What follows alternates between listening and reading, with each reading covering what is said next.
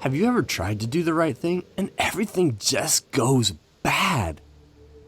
You try to be kind to someone and they still become mad and just yell at you. You try to obey the rules and you get blamed for someone else's actions. Judah finds himself in a similar situation. He tries to live differently, and yet everything just goes wrong. After Judah realized his own problems and sins, he returns home. But he does not go along with his older brother's bad ideas and refuses to let his father's favoritism to his younger brother Benjamin bother him. He sets himself apart, repenting of his previous sins. However, famine still comes to their land. Their crops no longer grow, and finding fields to feed their livestock becomes harder and harder. While out with the sheep one day, he sees a group of travelers. They tell him that there is food in Egypt. The governor there has stored up the grain harvest for the past 7 years and is selling his great stores of food. When Judah's father hears about this, he sends his sons to Egypt to buy grain, leaving Benjamin at home, of course. Since Joseph's disappearance, he never lets Benjamin out of his sight. While the people in Canaan are starving, when they cross into Egypt, they see food everywhere. You wouldn't think they've ever had a bad harvest, because the people here are feasting. They hear that everyone must go to the governor, who grants permission to buy food.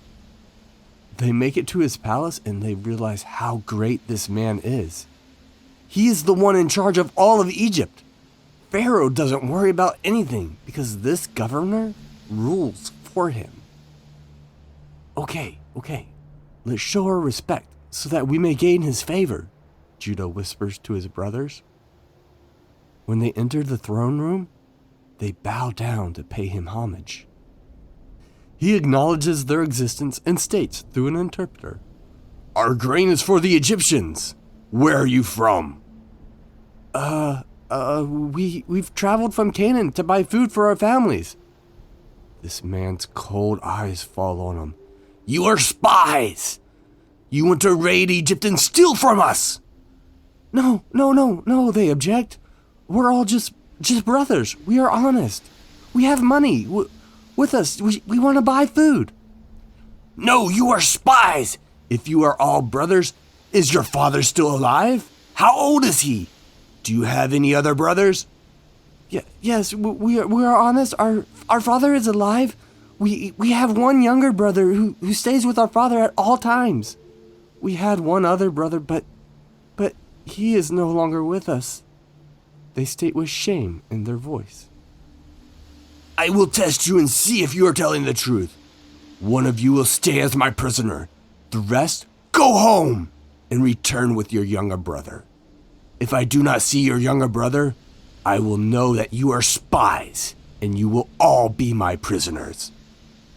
Then his guards grab Simeon, one of the crazy ones. They tie him up and drag him away. Reuben, never taking responsibility for his own actions, points to Judah and says, "We are being judged for the evil you did to your brother." The rest pay the governor's servant and go to load their animals. As they are packing their donkeys, the governor himself comes and gives them extra provisions for their journey. When he is satisfied that they are provided for, he leaves. The man who was just harsh to them and stole their brother made sure that they were provided for. Once again, they lost a brother. Judah's heart is broke. Yes, Simeon is crazy, but he's still his brother. This will not go over well with father either. As they stop to rest for the night, Judah opens his sack to check the grain. The money that he paid for the grain is still sitting there.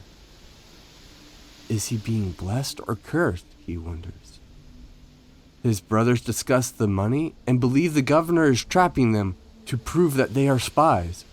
Reuben is sure that they are being punished for what they did to Joseph, but Judah is unsure.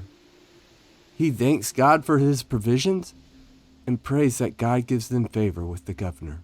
Thank you for watching. Consider liking, subscribing, or sharing this video with a friend.